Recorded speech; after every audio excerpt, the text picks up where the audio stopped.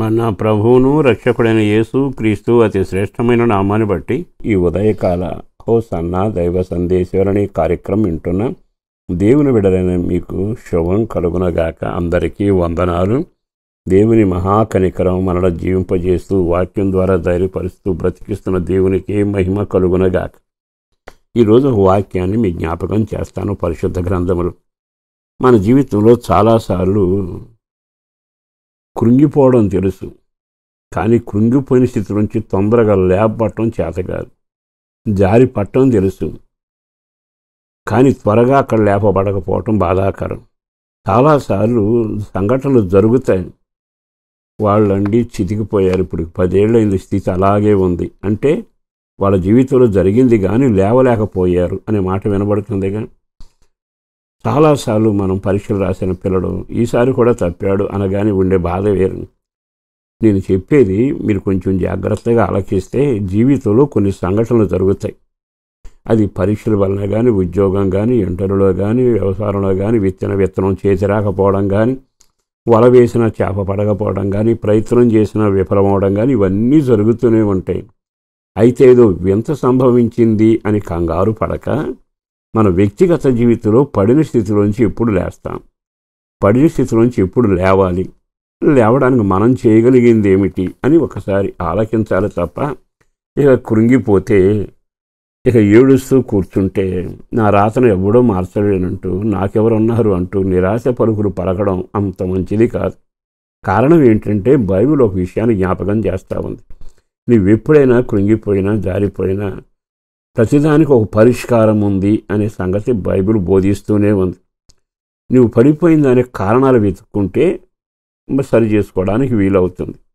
కానీ కొన్నిసార్లు మనం మన మీద నమ్మకం ఉంచుకుని మన తెలివి మీదే మనం నిలబడిపోయి ఏదీ రాదు, వచ్చిన అనర్ఘడంగా మాట్లాడతాను, చిటికేసే లోపే నేను తప్పించుకుంటాను అనుకుంటాను. కానీ రోజులు అట్లా నడవగా కొన్నిసార్లు పరిస్థితులు తారుమారవుతూనే ఉంటాయి.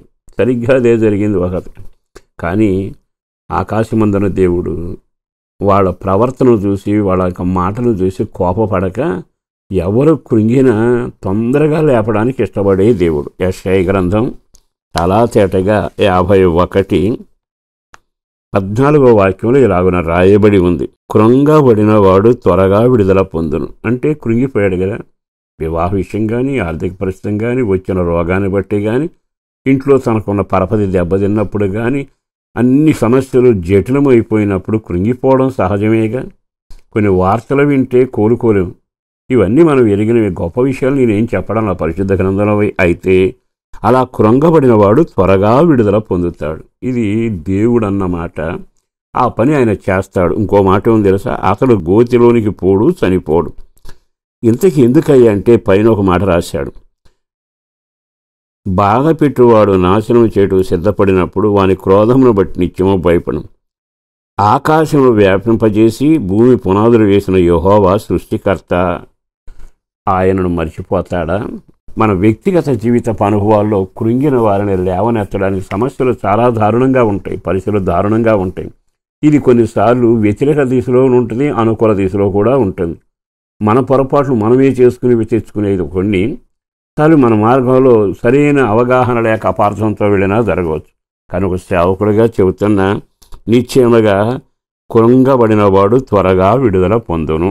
దేవుని వాక్యం ఎంత తేటగా మాట్లాడుతుంది. ఈరోజు ఏ విషయాల్లో కృంగావు? స్త్రీలు ఇళ్లలోనే ఉంటారు, పాపం గుండెల నిండా కుంపడిలాంటి బాధ ఉంటుంది. సమాజంలో తిరుగుతూనే ఉంటారు, సమస్యలతో చెలరేగుతూనే ఉంటారు. వాళ్ళ జీవితంలో అన్నీ వినాశన పంచులే. తల ఎత్తుకోలేక కొంతమంది, తల్ల కింద కొంతమంది జీవిస్తున్నారు. ఓ సేవకుడిగా దండం పెట్టి నేను మీకు చెప్పగలిగిన మాట, కృంగపడబాకండి, కృంగినా కంగారు పడబాకండి. నిన్ను విడుదల చేసి, త్వరగా వచ్చి విడుదల చేసి యేసు అన్నాడు. ఆ మాటలో విడుదల పొందుతారు అనక త్వరగా విడుదల పొందుతారు. ఎంత బాగుంది అంటే, నీ ఏడుపు ఎంత గొప్పదైతే, నీ ప్రార్థన ఎంత గట్టిగా ఉంటే, నువ్వెంత తొందరగా ఆయన దగ్గరకు వెళితే, గట్టిగా ఆయన్ని పిలిచి నాదుడా అని కేక వేస్తే, తండ్రి అని పిలిస్తే అంత త్వరితగా జవాబు రాబోతుంది. నీకు మంచి రోజులు వస్తే లేచి నిలబడబోతున్నావు.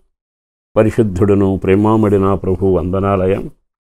అపారమైన నీ ప్రేమను బట్టి ధన్యవాదాలు. చేసిన బలమైన కార్యాల కొరకు, చేయబోతున్న కార్యాల కొరకు వందనాలు. కృప కలుగునగాక. కుటుంబాన్ని దీవించండి, రక్షణ భాగ్యం కలుగ చేయండి. కృంగిన వారంతా లేపబడాలి, నవ్వుతూ తిరగాలి. వాళ్ళ ప్రయత్నాలు విఫలమైతే సఫలం కావాలి.